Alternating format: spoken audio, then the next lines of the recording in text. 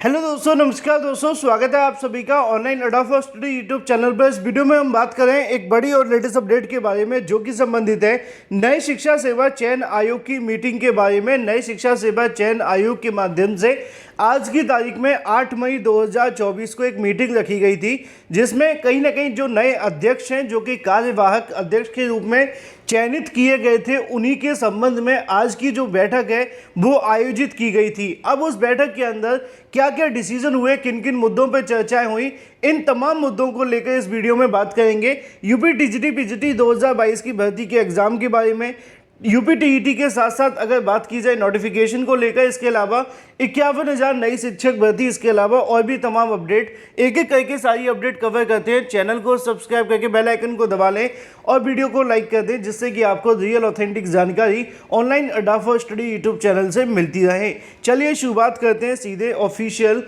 जानकारी के साथ।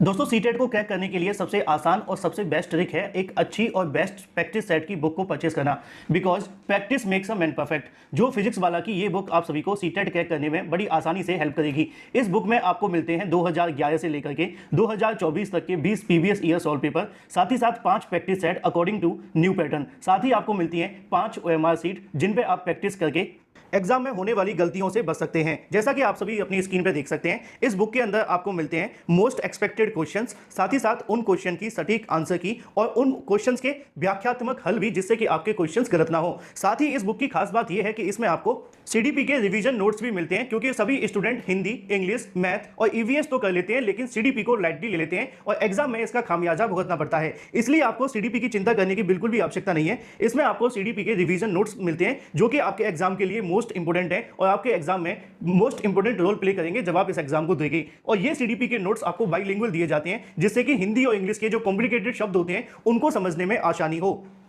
ये बुक आपको हिंदी और इंग्लिश दोनों में मिल जाएगी। अगर आप इसको परचेस करना चाहते हैं तो इन दोनों को परचेस करने के लिए लिंक मैंने आपको वीडियो की डिस्क्रिप्शन में दिए हुए हैं। आप Amazon या फ्लिपकार्ट से ले सकते हैं। साथ ही अगर आप इसके लिए मेरा कोड यूज करेंगे ODS 100 फिजिक्स वाला स्टोर पर, तो आपको डिस्काउंट भी मिलेगा। अभी परचेस करने के लिए लिंक वीडियो की डिस्क्रिप्शन में है। आज की तारीख में नई शिक्षा सेवा चयन आयोग को लेकर जो बैठक रखी गई थी वो बैठक खत्म हो चुकी है। जी हां दोस्तों, बैठक खत्म होने के बाद अब अधिकारियों के माध्यम से नई शिक्षा सेवा चयन आयोग को लेकर जो निर्देश मिले हैं उसके संबंध में जो कार्यवाही है वो शुरू करने की जानकारी मिल रही है। लेकिन आज की तारीख में जो बैठक थी उसमें कई जो मुद्दे वो उठाए गए। सबसे पहले अगर बात की जाए कार्यवाहक अध्यक्ष के माध्यम से नई शिक्षा सेवा चयन आयोग को लेकर आगे की रणनीतियां, इसके अलावा नई शिक्षा सेवा चयन आयोग के अंदर होने वाली नियुक्तियों के बारे में सबसे पहला जो मुद्दा है वो देखने के लिए मिला। जैसा कि आप जानते हैं कि शिक्षा सेवा चयन आयोग के अंदर लगभग 4 उप सचिव की जो नियुक्तियां हैं वो होनी है।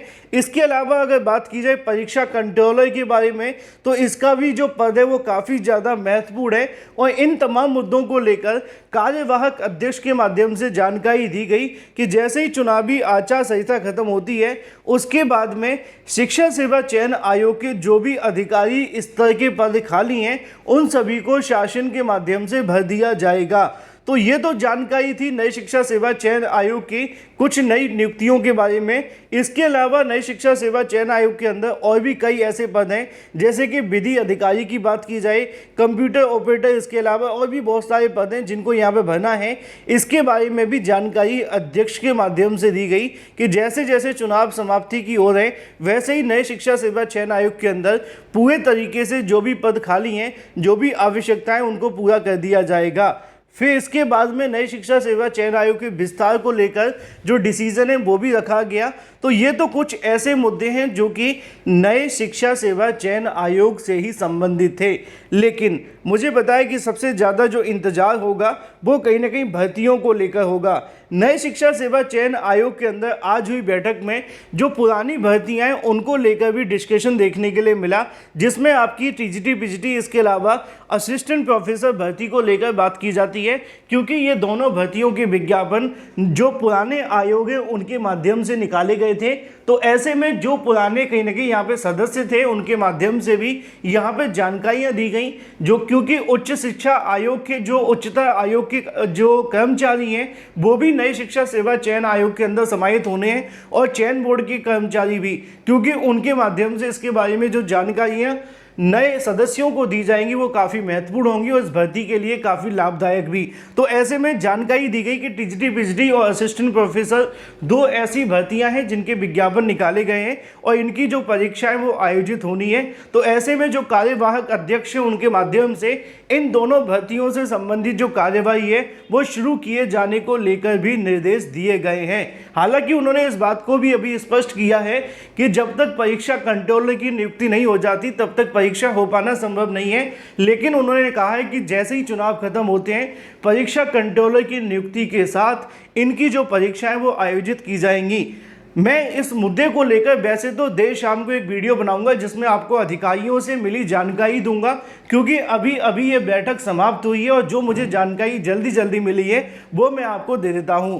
तो आज हुई बैठक के अंदर टीजीटी पीजीटी इसके अलावा असिस्टेंट प्रोफेसर भर्ती की परीक्षा को लेकर भी डिस्कशन किया गया, और जो कार्यवाहक अध्यक्ष हैं उन्होंने कहा है कि आप इससे संबंधित जो प्रोसेस है वो शुरू कर दीजिए। जैसे ही परीक्षा कंट्रोलर की नियुक्ति होगी इसकी जो परीक्षा है वो जल्द से जल्द आयोजित की जाएगी, और आप लोग इससे संबंधित जो भी इससे संबंधित कार्य हैं उनको करते रहिए। तो फिलहाल ये बात हो जाती है टीजीटी और पीजीटी के बारे में। और जानकारी ये भी देखने के लिए मिली है कि पहले असिस्टेंट प्रोफेसर की परीक्षा को आयोजित किया जाएगा और उसके बाद में टीजीटी पीजीटी की भर्ती को आयोजित किया जाएगा, ऐसा यहाँ पे अधिकारियों के माध्यम से भी बताया गया है। तो टीजीटी पीजीटी भर्ती बाद में होगी, पहले आपकी असिस्टेंट प्रोफेसर की परीक्षा होने जा रही है, और इससे संबंधित जो आज की तारीख में वो निर्देश हैं वो भी दे दिए गए हैं। लेकिन इसी से संबंधित एक और मुद्दा जुड़ा हुआ है जो कि आपकी यूपी टीईटी को लेकर है। तो यूपी टीईटी का मामला भी आज की तारीख में उठाया गया था, लेकिन जैसा कि आप जानते हैं कि यूपी टीईटी से संबंधित जो मामले हैं वो शासन स्तर से लंबित होते हैं, यानी कि जब यूपी टीईटी को लेकर विज्ञापन जारी करना होगा तो वो शासन को कहीं ना कहीं यहाँ पर अनुमति देनी होगी, और अभी चुनावी आचार संहिता लगी हुई है। तो ऐसे में किसी भी नए मामले को लेकर जो मंजूरी है वो शासन नहीं देगा, इसलिए यूपी टीईटी से संबंधित मामले को लेकर आज की बैठक में डिस्कशन तो देखने के लिए मिला, लेकिन अभी तक इससे संबंधित जो जानकारी है वो अधिकारियों ने नहीं दी है, यानी कि इस मामले पे अभी एक दो बार डिस्कशन और देखने के लिए मिल सकता है। चुनावी आचार संहिता होने की वजह से यूपी टीईटी का जो मामला है वो थोड़ा सा डिले हो रहा है। जब चुनावी आचार संहिता खत्म होगी तभी यूपी टीईटी से संबंधित जो प्रोसेस है वो शुरू हो पाएगा।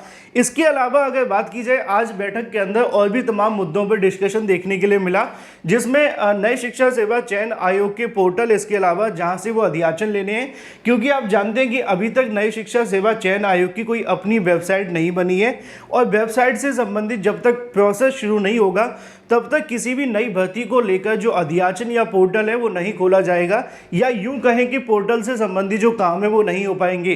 तो आज की बैठक में नई शिक्षा सेवा चयन आयोग के अध्यक्ष इसके अलावा सदस्यों ने इसको लेकर भी डिस्कशन किया कि अगर किसी नई शिक्षक भर्ती को लेकर हमें कार्य करना है तो सबसे पहले हमें यहाँ पर जो बनानी होगी वो अपनी ऑफिशियल वेबसाइट होगी। इसके अलावा जो पोर्टल है वो भी बनाना होगा जिससे भर्तियों को लेकर हम अध्याचन ले सकें और नई शिक्षक भर्तियों से संबंधित कार्य कर सकें। तो इसके बारे में भी जानकारी दी गई कार्यवाहक अध्यक्ष के माध्यम से, जिसमें उन्होंने बताया कि एनआईसी को इससे संबंधित जो जानकारी है वो प्रेषित की गई है। शासन की मंजूरी के बाद में नई शिक्षा सेवा चयन आयोग की नई वेबसाइट और इसके अलावा जो पोर्टल से संबंधित काम है वो जल्द पूरे कर लिए जाएंगे। तो आज की तारीख में तमाम अलग अलग मुद्दों को लेकर जो डिस्कशन है वो नई शिक्षा सेवा चयन आयोग में देखने के लिए मिला है। अभी जो प्रारंभिक तौर पे मुझे जानकारी मिली है नई शिक्षा सेवा चयन आयोग से, मैंने आपको दे दी है। बाकी देर शाम तक अगर और भी कोई जानकारी मिलेगी तो आप सभी को सबसे पहले सबसे रियल इसी चैनल के माध्यम से दी जाएगी। चैनल को सब्सक्राइब करके बेल आइकन को दबा लेना और वीडियो को लाइक कर देना। तो आज की तारीख में कई अलग अलग मुद्दों को लेकर डिस्कशन हुआ है, जिसमें आपकी UP TGT PGT, UP TET, इसके अलावा जो नई शिक्षक भर्तियाँ निकाली जानी है उससे संबंधित अध्याचन लेने उनको लेकर। लेकिन अच्छी और बड़ी बात यह है कि यहाँ पे बिना परमानेंट अध्यक्ष के आए हुए कार्यवाहक अध्यक्ष के माध्यम से तमाम सदस्यों को इन सभी से संबंधित प्रोसेस शुरू करने को लेकर जो दिशा निर्देश हैं वो दे दिए गए हैं। बाकी की जानकारी देर शाम तक जैसे ही और मिलेगी सबसे पहले आपको दे दी जाएगी। फिलहाल यूपी टीईटी और टीजीटी पीजीटी को लेकर अगर आप तैयारी करें तो अपनी तैयारी तेज़ कर दीजिए, क्योंकि अब ये समय आ चुका है जब आप अपनी प्रिपरेशन को बूस्ट कर दें। बात कर ली जाए सीटेट को लेकर, सीटेट एग्ज़ाम के एडमिट कार्ड के बारे में, तो सीटेट जो एडमिट कार्ड जारी होने वाले हैं इसको लेकर जानकारी देखने के लिए मिली है। जुलाई के फर्स्ट वीक में आप सभी के एडमिट कार्ड जारी किए जाएंगे, यानी कि स्टार्टिंग में 1-2 तारीख के आसपास। Thank you for watching this video.